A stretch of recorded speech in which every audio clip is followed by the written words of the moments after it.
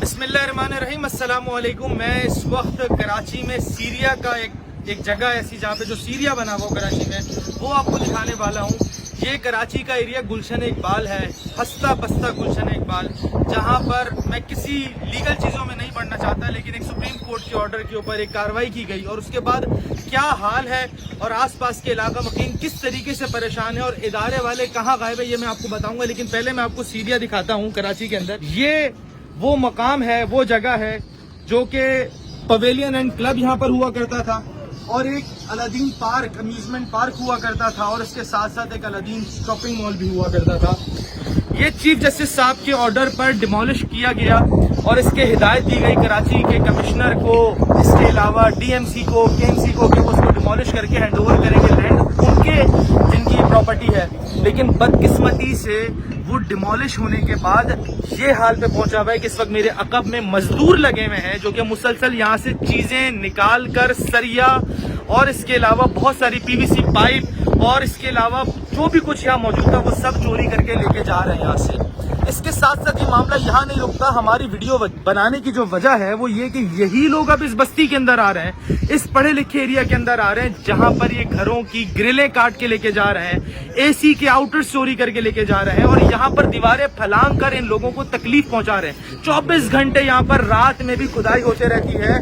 हर एक दूसरा बंदा आकर मैं ज्यादा चीजें लूट के ले जाऊं उस चक्कर में लगा हुआ है। और सिर्फ यहाँ पे कहानी नहीं रुकती कि अलादीन वालों का कोई ड्रम रखा हुआ था ऑयल का, उस ड्रम को खाली करके फेंका गया ताकि वो ड्रम चोरी कर लिए जाएं और उसमें आग लगा दी गई। आज सुबह जो है वहां पर 2 फायर ब्रिगेड की गाड़ियां और उन्होंने आग बुझाई। कई बड़े हादसे से नुकसान से लोग बच गए। ये सब कुछ चीफ जस्टिस साहब आपको मुतवज्जा करके आपसे रिक्वेस्ट की जाती है कि आपके अहकामात पे ये हुआ था। वैसे ही कराची में कोई अम्यूजमेंट की जगह नहीं, कोई खेल और तफरी का मकाम नहीं, एक था किसी लीगल वैल्यूज के ऊपर आपने उसको डिमोलिश का हुक्म दिया, लेकिन अब इसको आबाद करना, बचाना ये भी आपकी जिम्मेदारी है। वरना आज हम आपको बताते हैं कि यही कच्ची आबादी वाले लोग यहाँ पर इस जमीन पे कब्जा करेंगे और कब्जा होने के बाद ये जमीन पर एक कच्ची आबादी आबाद होगी। और यहाँ पर मामला रुकता नहीं। जब एक किसी छोटे बंदे को किसी जगह पर इंक्रोचमेंट होती है तो 6 लोग उससे पैसे लेने के लिए आते हैं। DMC, KMC, anti encroachment department, DC, MC, police. लेकिन इस वक्त यहाँ पर कोई इदारा मौजूद नहीं। ना कमिश्नर के किसी लोगों ने विजिट किया, ना डीएमसी विजिट करती है, ना केएमसी विजिट करती है, ना डीसी विजिट करता है। और इसके साथ साथ एंड में ये कि यहाँ के इलाका मकीन ने पुलिस को कई दफा 15 किया।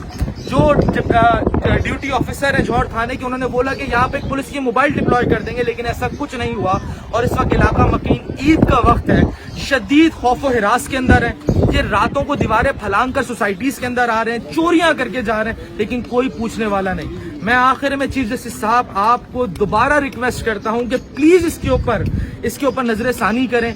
यहाँ पे इदारों से पूछें कि अब क्या करना है जमीन का और इसको किस हाल में छोड़ा हुआ है और इसको कैसे बेहतर बनाना है। बहुत शुक्रिया।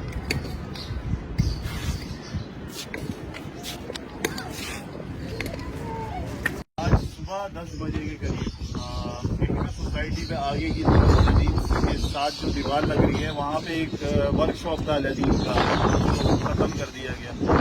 ड्रम में था कुछ ऑयल वगैरह पड़ा हुआ, उस ड्रम को इसका ऑयल का ड्रम था, किसी ने कोई केमिकल था उसके अंदर, उससे ड्रम उठाने के लिए उसको ऑयल को गिरा के फिर उसमें आग लगा दी थी। अगर रिकॉर्ड चेक करवाना है आज के चेक करा लें कि 2 फायर ब्रिगेड रहते, वो इतनी सीवियर आग लगी थी। उससे क्या हुआ, एरिया के जो दरख्त थे वो भी झुलस गए थे और अगर फायर ब्रिगेड न आती तो घर भी मुतासर हो सकते। तो ये हाल किया हुआ है इधर से इन गोट वालों ने, उसको रोकने वाला कोई नहीं। सेम चीज जो अभी यहाँ पर आज सुबह हुई थी, सेम यहाँ पे भी आग लगी थी। यहाँ पर ही पूरी आग लगी, अगर आप दिखाएं तो इतनी बुरी तरीके से आधी रात के टाइम लगी थी और फिर फायर ब्रिगेड आई, उसने बुझाई। जाहिर सी बात है यहाँ पे पूरे घरों में धुआं भी भर गया था।